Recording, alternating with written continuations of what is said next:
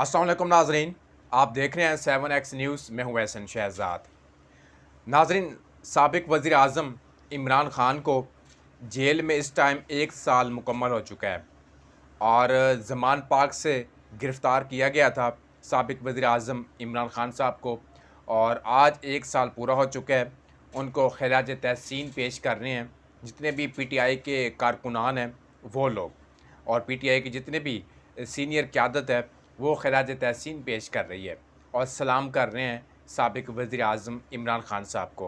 वो कहते हैं कि जेल में रहकर भी वो बादशाह है और हमारा वज़ीर आज़म जो है शहबाज शरीफ नहीं है, हमारा जो वज़ीर आज़म है वो इमरान ख़ान साहब हैं। ये नारा है पीटीआई का और पीटीआई की सीनियर क़यादत का और पीटीआई के वर्करों का।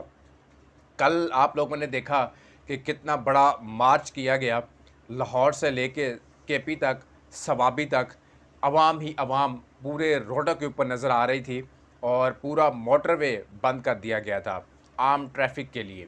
और जो ट्रैफिक आ रही थी वो ट्रैफिक कौन सी थी? वो ट्रैफिक सिर्फ़ और सिर्फ पीटीआई के कारकुनान की थी, पीटीआई के सीनियर लोगों की थी, और सारे लोग, पूरा लाहौर वहाँ पे पहुँचा हुआ था। मैं कहता हूँ पूरा पाकिस्तान वहाँ पे पहुँचा हुआ था। वो जो मनाज़िर थे वो देखने वाले थे।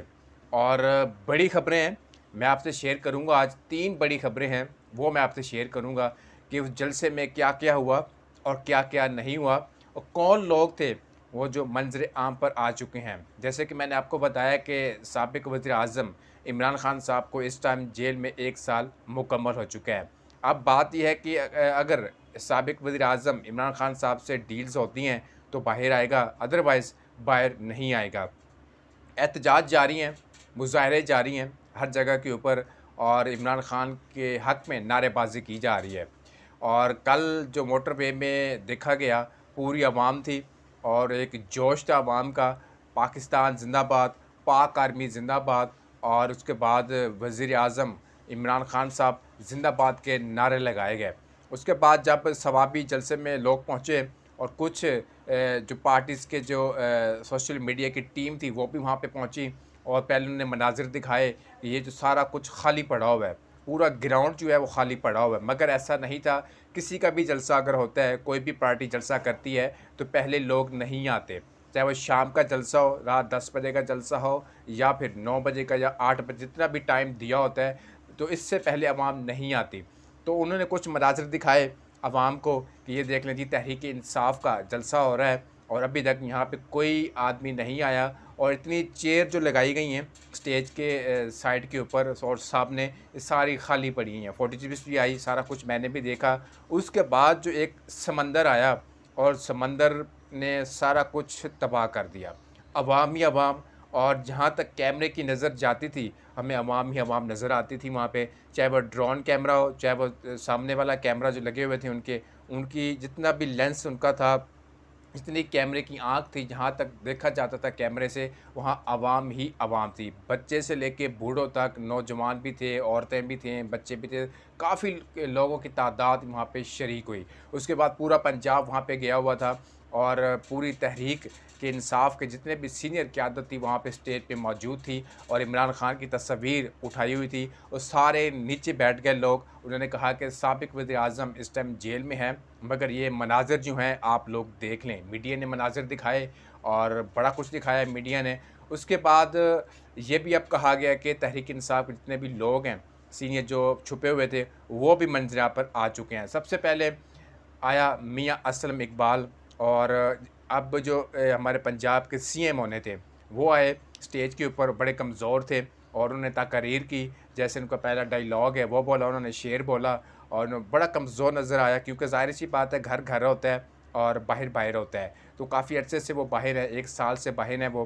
तो उन्होंने तकरीर की, उन्होंने कहा जी हम अब सामने आएंगे, कोई इशू नहीं है, और मुकाबला करेंगे, डट कर मुकाबला करेंगे। उसके बाद दूसरी बड़ी ख़बर ये है कि हमाद अज़हर साहब ने ये कहा कि जी मैं भी आ गया हूँ मंज़र आम के ऊपर, और उन्होंने तकरीर की, और तकरीर में साफ़ क्लियर उन्होंने कहा कि जी मैं अब पंजाब में जाऊँगा और हो सकता है कि मैं गिरफ़्तार हो जाऊँ। अगर मैं गिरफ़्तार होता हूँ तो मैं पहले ही आप लोगों को, आवाम को बता देता हूँ कि प्रेशर के तौर के ऊपर अगर मुझे वो थ्रेट्स करते हैं या मुझे मारते हैं, कोई भी तरीक़ाकार अपनाते हैं, तो मेरा जो बयान होगा वो सियासी बयान नहीं होगा, वो मुझसे दिलवाया जाएगा बयान, मेरा अपना बयान नहीं होगा, मुझसे दिलवाया जाएगा मार कुटाई करके और सारा कुछ ऐसा बयान होगा। मगर मैं इमरान खान साहब के साथ हूँ, शुरू से लेके अभी तक इमरान खान साहब के साथ हूँ, मैं इमरान खान साहब का साथ नहीं छोड़ूंगा। ये साफ़ क्लियर अल्फाज में उन्होंने कह दिया है।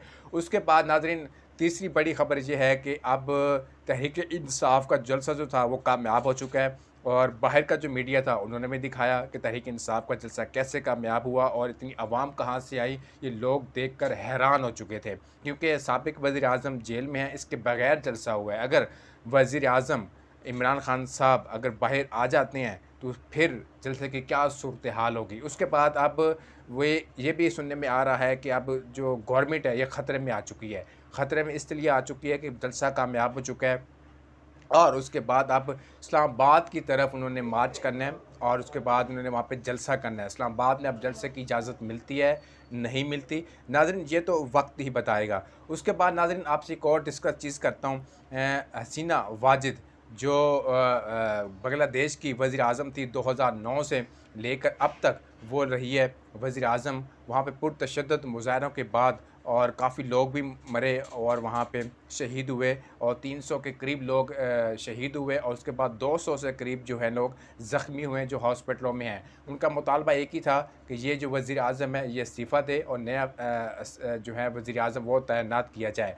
आर्मी चीफ़ ने 9 मिनट का टाइम दिया, 45 मिनट का टाइम दिया। उन्होंने कहा कि जी आप आएँ, 45 मिनट का टाइम है आपके पास, इससे पहले आप इस्तीफ़ा टेबल के ऊपर होना चाहिए। फिर उन्होंने इस्तीफ़ा दे दिया और उनके बेटे का बयान आया कि जी अब मामा जो हैं बड़ी मायूस हैं और जब बांग्लादेश में कुछ भी नहीं था तो मामा ने बड़ा कुछ दिया इस वज़ीर आज़म ने, हसीना वाजिद ने, और अब ये कह रहे हैं कि जी अब ये ठीक नहीं हो रहा, ये बहुत गलत हो रहा है। वो भी बेचारा रोने भी लग गया और ये बड़ा कुछ हुआ, वहाँ पे पुरतशद्दुद मुज़ाहरे भी हुए, सारा कुछ हुआ। फिर अपनी जो आर्मी चीफ़ है उन्होंने कहा जी मैं सारा कुछ संभालता हूँ। फिर उनके डिस्कस वगैरह हुई, सारा कुछ हुआ, मगर अवाम उनको भी मानने के लिए तैयार नहीं है। काश कि हमारे मुल्क में ऐसा भी हो, अवाम बाहर आए और एहतजाज करे, मुज़ाहरे करे और मुतालबा करे कि ये हुकूमत जाए ताकि इनसे हमारी जान छूटे और एक अच्छा वज़ीर आज़म आए, एक अच्छी एक हुकूमत बने ताकि आवाम को सुख का सांस लेने दे और महंगाई कम हो जाए।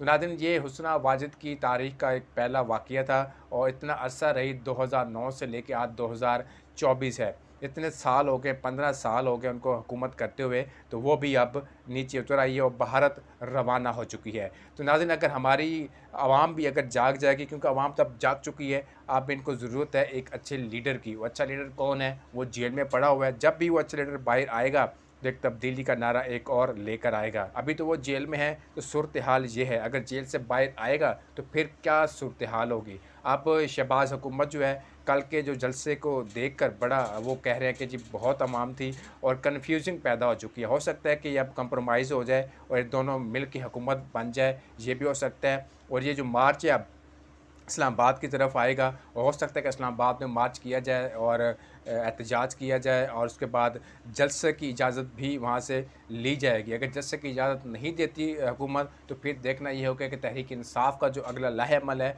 वो क्या होगा। तो नाज़रीन, ये आज की बड़ी ख़बरें थी, मैंने आपसे शेयर की हैं और मुझे दीजिए इजाज़त। अल्लाह हाफ़िज़।